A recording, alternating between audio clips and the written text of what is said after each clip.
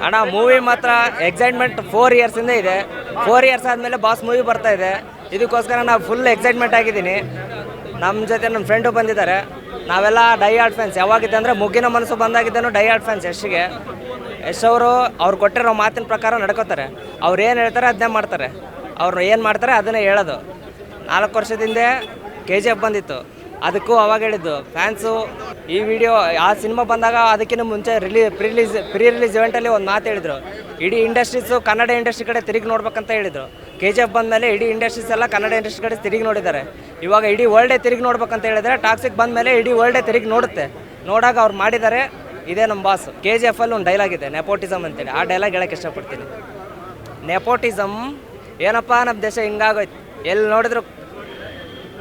ನೋಡಿದ್ರು ರೆಕಮೆಂಡೇಷನ್ನು, donation, domination, influence, ಲಂಚ, ಅಪ್ಪನ ಹೆಸರು. ಬಡವ್ರ ಮಕ್ಳು ಏನು ಮಾಡಬೇಕು?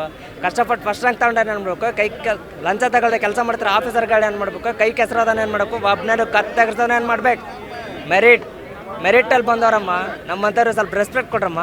ಮೊದಲೇ ಬಾರಿ ಅಲ್ಲ ಅವರು KGF ಚಾಪ್ಟರ್ 1 ರಿಲೀಸ್ ಆಗಲಿ ವರ್ಲ್ಡ್ ವೈಡ್ ಫೇಮಸ್ ಆಗಿರೋದು. ಆಮೇಲೆ KGF ಚಾಪ್ಟರ್ 2 ಬಂದಾಗಲೇ ಅವರು ವರ್ಲ್ಡ್ ವೈಡ್ ಫೇಮಸ್ ಆಗೋಗ್ಬಿಟ್ಟಿದ್ದಾರೆ. ಆಲ್ರೆಡಿ ಟಾಕ್ಸಿಕ್ಕು ಈಗ ಮತ್ತೆ ಹಾಲಿವುಡ್ ಲೆವೆಲ್ಗೆಲ್ಲ ಮಾಡಿದ್ದಾರೆ.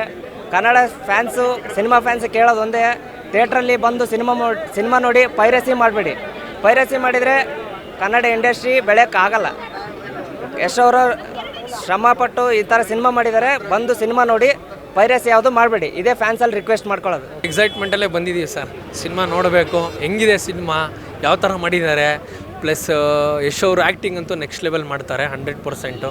ಒಂದು ಡ್ಯಾನ್ಸ್ ಇರ್ಬೋದು, ಆಮೇಲೆ ಫೈಟ್ಸ್ ಇರ್ಬೋದು, ಆಮೇಲೆ ಅವರು ಡೈಲಾಗ್ ಡೆಲಿವರಿ ಇರ್ಬೋದು, ಯಾವುದೇ ಆಗಲಿ ಕ್ಯಾಮ್ರಾ ವಿಜುವಲ್ಸ್ ಆಗಲಿ ಆ್ಯಕ್ಟಿಂಗಲ್ಲಿ ನಂಬರ್ 1 ಸ್ಥಾನದಲ್ಲಿ ಇದ್ದಾರೆ ಈಗ ಕನ್ನಡ ಇಂಡಸ್ಟ್ರೀಲಿ. ಸೊ ತುಂಬ ಎಕ್ಸ್ಪೆಕ್ಟ್ ಇಟ್ಕೊಂಡು ಬಂದಿದ್ದೀವಿ. 100% ಫಿಲಮ್ ನೋಡೋಣ ಯಾವ ಥರ ಇರುತ್ತೆ ಅಂತ ಹೇಳಿ ವೆಯ್ಟ್ ಮಾಡ್ತಾರೆ ಸರ್. 200% ಸರ್. ಆಲ್ರೆಡಿ ಪ್ರೂವ್ ಮಾಡಿಬಿಟ್ಟಿದ್ದಾರೆ KGF 2ಅಲ್ಲೂ ಆಗಲಿ KGF ಸಿನಿಮಾದಲ್ಲೂ ಕನ್ನಡ ಇಂಡಸ್ಟ್ರಿ ಕೆಪಾಸಿಟಿ ಏನು, ಆಮೇಲೆ ನಮ್ಮ ಇಂಡಸ್ಟ್ರೀಲಿ ಒಂದೊಳ್ಳೆ ನಟ ಯಾವ ಲೆವೆಲ್ಗೆ ಪ್ರೂವ್ ಮಾಡ್ಬೋದು, ಯಾರಿಗೂ ಕಮ್ಮಿ ಇಲ್ಲ ಅನ್ನೋದನ್ನು ಅವ್ರು ಆಲ್ರೆಡಿ ಪ್ರೂವ್ ಮಾಡಿದ್ದಾರೆ.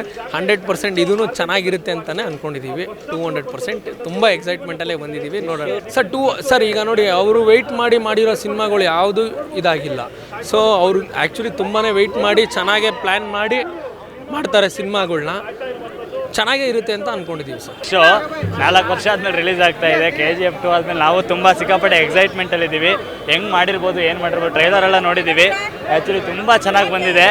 ಇನ್ನೂ ಫಿಲಮ್ ನೋಡಿಲ್ಲ ಆ್ಯಕ್ಚುಲಿ. AMBಲಿ ನೆಕ್ಸ್ಟ್ ಶೋ ಹೋಗಬೇಕು. ಅದಕ್ಕಿಂತ ಮುಂಚೆ ಸೆಲೆಬ್ರೇಷನ್ ನೋಡೋಣ ಅಂತ ಬಂದ್ವಿ. ಸೆಲೆಬ್ರೇಷನ್ ಒಳ್ಳೆ ಜಾತ್ರೆ ಥರ ಮಾಡ್ತಾಯಿದ್ದಾರೆ. ಬಹುಶಃ ಈ ಮ್ಯಾಚ್ಗೆ ಅವರ ಬೇರೆ ಯಾರ ಕೈಲೂ ಮ್ಯಾಚ್ ಮಾಡೋಕ್ಕಾಗಲ್ಲ ಅಂದ್ಕೊತೀನಿ. ತುಂಬ ಚೆನ್ನಾಗಿರ್ಬೋದು. ನಾನಂತೂ ಇನ್ನೂ ಕಾಯ್ತಾ ಇದ್ದೀನಿ ಫಿಲಮ್ ನೋಡೋಕ್ಕೆ.